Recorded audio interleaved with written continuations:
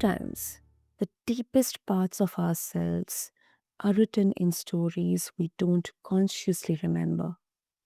Our past, whether in this life or beyond, can shape how we feel about our bodies, our desires, and our sense of worth. Now, for many of us, sexuality has been wrapped in silence or shame, passed down through generations or enforced by systems meant to keep us small. But what if those stories weren't the end? What if by exploring our spiritual journey, even past lives, we could uncover healing, reclaim our sexuality, and reconnect with the sacredness of who we are? Welcome back, listeners, to Cosmic Confluence. I'm your host, Sana, and we're opening the door to that conversation today.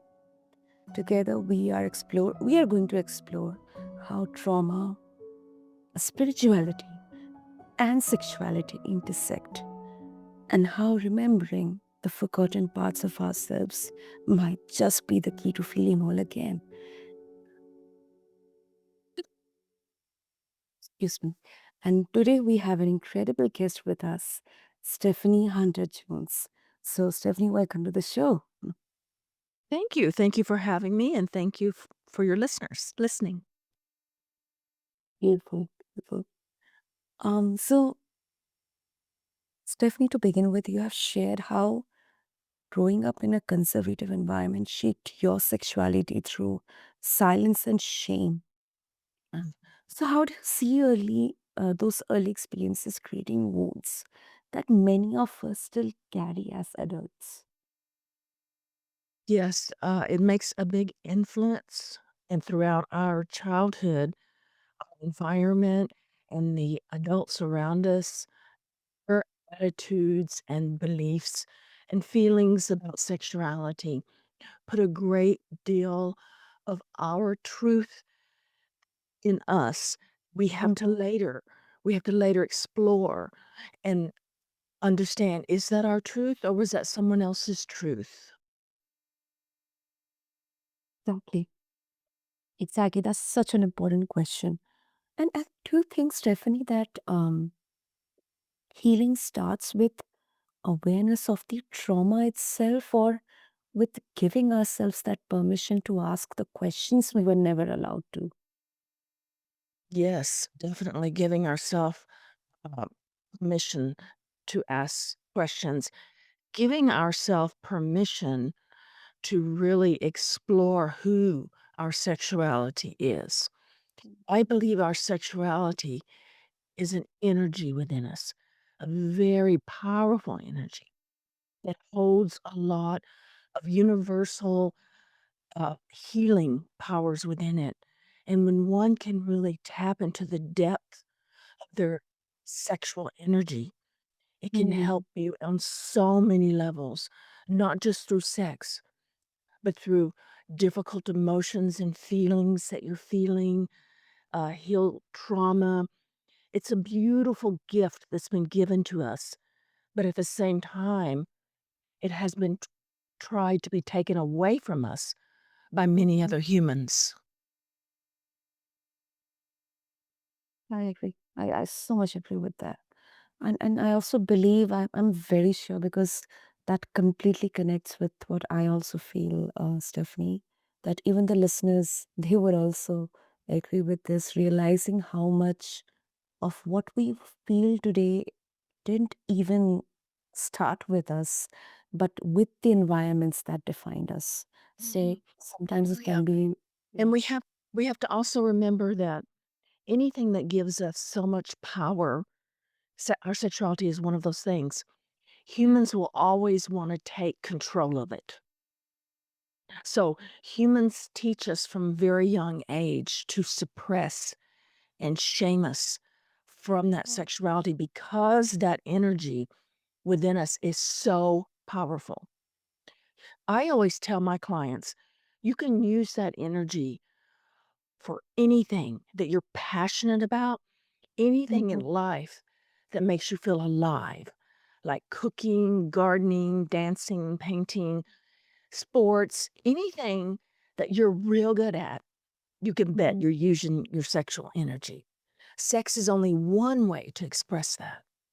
Yeah. So it's a very powerful energy that, again, as we grow up through religion and culture and society and family, it's really tried to be kept under control and suppressed so that we will not get in touch with that power.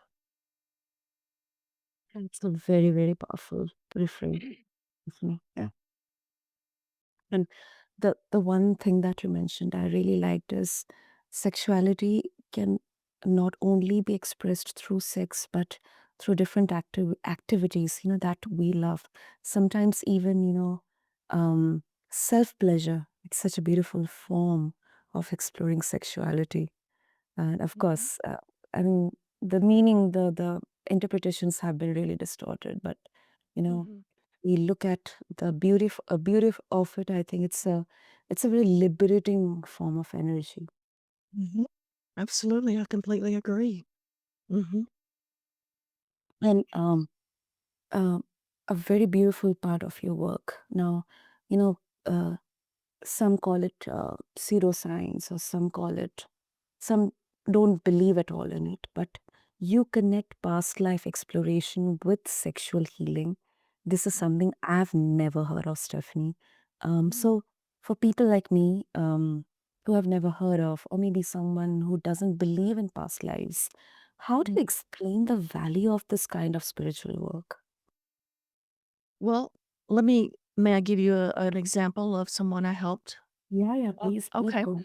So I had a client, she came into my office, and when I first saw her, I thought I had gone back in time. I thought I was looking at someone from, like, a silent movie, like, in those Mhm, black and white things. And so she, was a very young girl. She was in her young 20s and had a lot of pain. She had been, unfortunately, sexually raped and abused by her grandfather, and it had completely shut her down. She mhm, told me she felt she was completely broken sexually. So I followed my intuition, which I do a lot with my clients, and I mhm, started asking her about that era. And she's like, "Yeah, people have always told me that I remind them of silent movies." And so I was like, "Oh." I said, "Have you ever, like, been into it?" And she goes, "No, not really." So for homework, I had her start watching silent movies. mhm, And as we continued our work together, she grew more and more connected to the films. She was quite surprised. mhm, Until one day she was watching one in particular and saw an actress that she became very curious about. She researched this actress, and when she showed up for her next appointment, she looked like a completely different person. She said she realized now that she was that person in a past life. And she researched that actress, and that actress had suffered the same sexual abuse that she had. And mhm, she said now she knew it was her purpose to come back and heal that pain that was not healed at that time. It totally transformed her life. It totally healed and gave her purpose in her sexuality.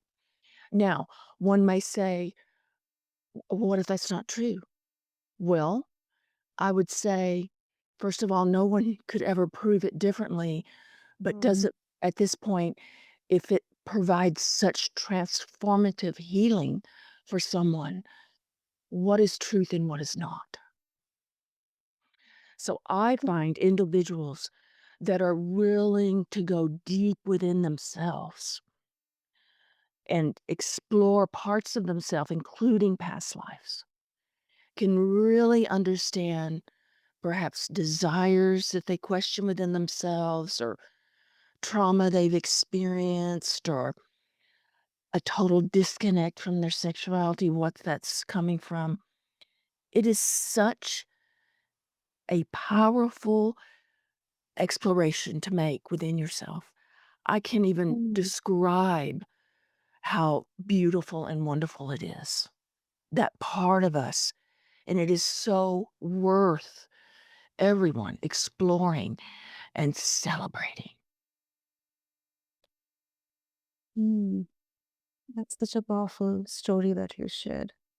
I mean, even if even if someone doesn't believe in past lives, I think I would say that the metaphor itself, like treating the past as layered stories, this unhealed trauma kept within, I think it can unlock that energy within you.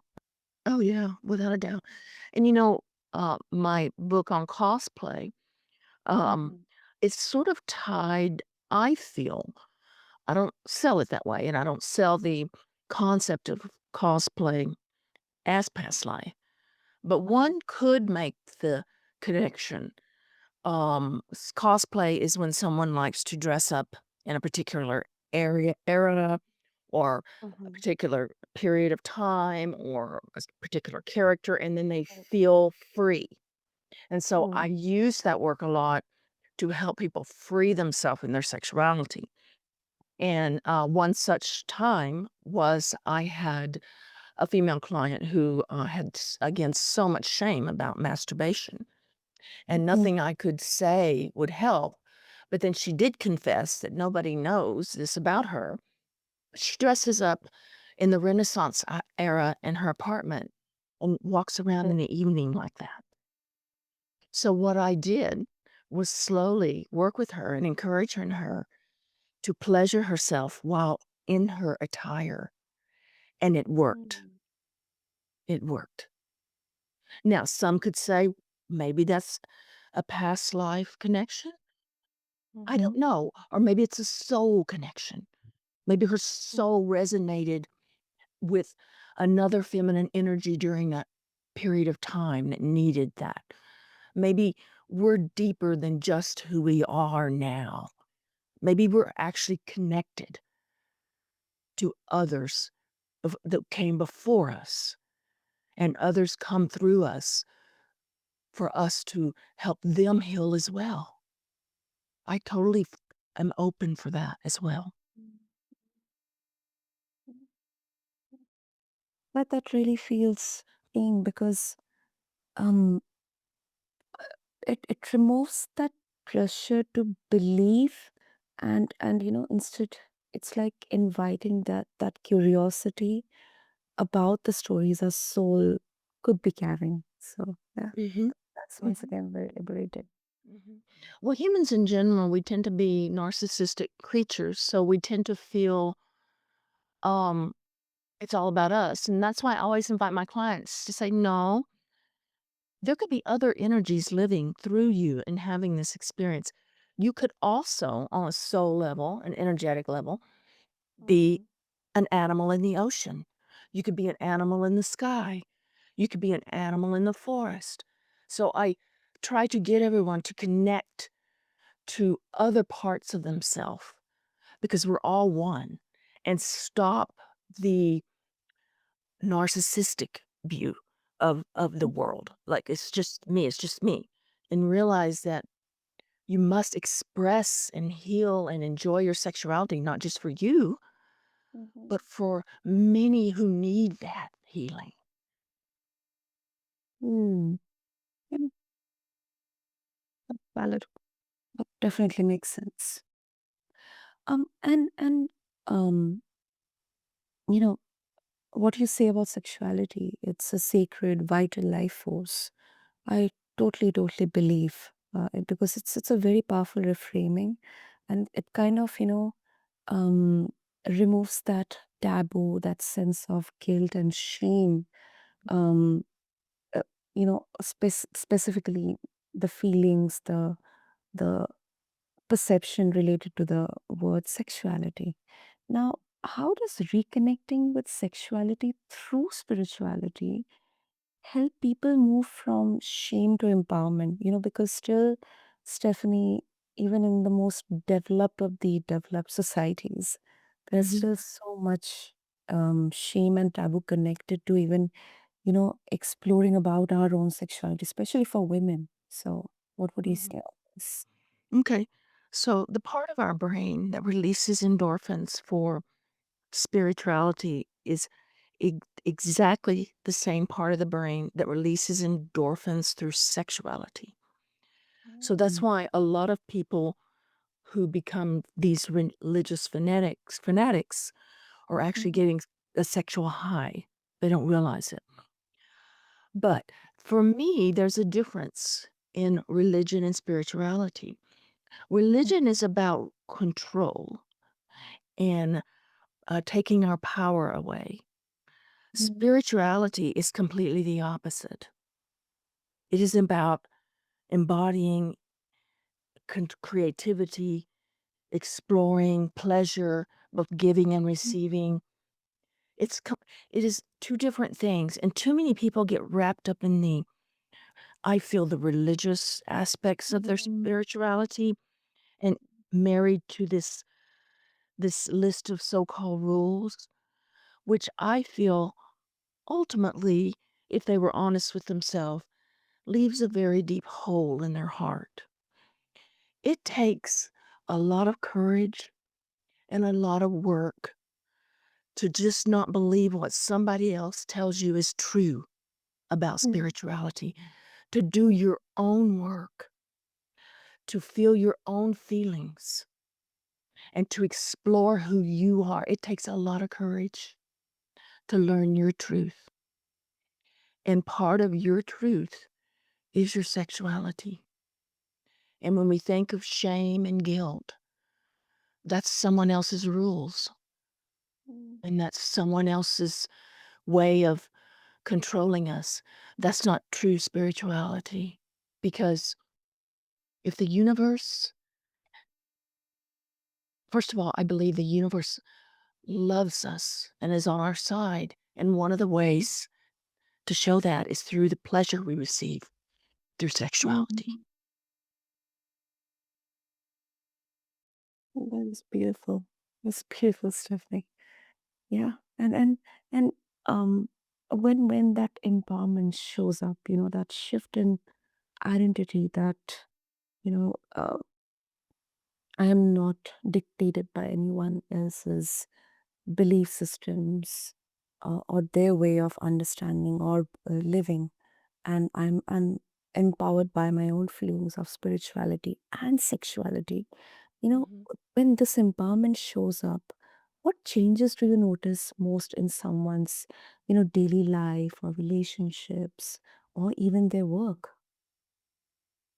Um, it op I mean, it completely opens you up to opportunities that you never thought possible. Mm. You're completely open to the universe. Things start happening for you that had been blocked for a long time. When you block your spirituality or your sexuality, you're blocking everything. You're blocking it. It not only opens you up to things you desire and you've been working towards, it also helps to release judgment. Yeah. Because when we are living with judgment, either judgment towards ourselves or others for their sexuality or their spirituality, we are not living our highest good. We are Mm. not. And there are many that think that they are, but I feel they're actually in the shadow of where they should be. So Mm. it does help release that judgment and pull you out of that dark shadow. Mm. I love that. I love that. And I think it's not about just um sexuality in isolation, and it how it's how it ripples into every other area, how we show up. And when we begin to practice that sense of respect and compassion for ourselves and to others as well, it's a ripple effect. It goes long, I think, and that's how that individual conscience, it builds up the oneness of this entire planet Earth. Um, First of all, you're absolutely correct. And our sexual energy is the most powerful energy within us. And that is why mankind tries to suppress it and control it. Mm. So you better keep that in mind, everybody listening, that if you've been taught to suppress or you've been shamed over your sexuality or you're doing that to yourself, you are unplugging your own power that the universe has given you, the greatest gift. Mm. And before we conclude, Stefan, I'll just bring just one another perspective into this. Now, Mhm. some spiritual traditions, they themselves have reinforced sexual, shame, telling that telling people that desire is sinful. So, how do we navigate spirituality without falling back into the same restrictive patterns? Mhm. Again, I believe that does not come from a spiritual place. That comes from a religious place, and religion is man made. And if anybody tells you that it's shameful or sinful or that your power comes from withholding, they are in the shadow. Now, and they may not have those motives in mind, but that is the shadow speaking to you. And I believe that's why there's so much pain regarding sexuality because so many people have been suppressed for so long time. It makes them act out in dark, horrible ways because they're in the darkness. They're in the shadow. We have to bring ourselves to the light. Mm. Our bodies are so beautiful, and that includes our genitals. That includes every part of our body. It's so special and unique. It is so perfect just as it is. It, Oh, it's to be admired by ourselves and others. And I invite your listeners to do that.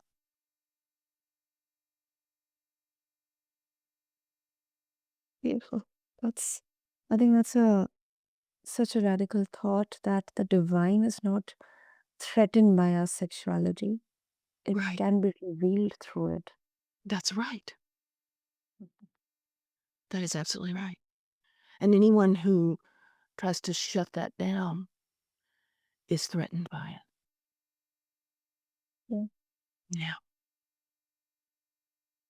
Amazing. Amazing, Stephanie. So, before we conclude, if our listeners they would like to reach out to you Mhm. and explore about the wisdom that you share for, you know, uh, unraveling our sexuality and spirituality beautifully, what would be the best way?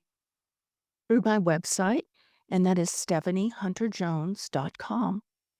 And you can also find my books on there, my articles, all that good stuff. And I do work with clients worldwide.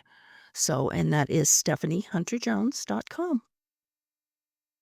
Wonderful. I'll make sure to have all the details in the show notes, Stephanie. And goodness, I mean, we have really, kind of opened the door to the idea, to the possibility that healing sexuality isn't just about our bodies. It's even just about the past. It's about Mhm, stories that we have been told, the mhm, ones we have carried, and the ones we get to read. mhm. So thank you so It's, much. yeah, it's like rewriting our own stories. Yeah, Yeah. absolutely.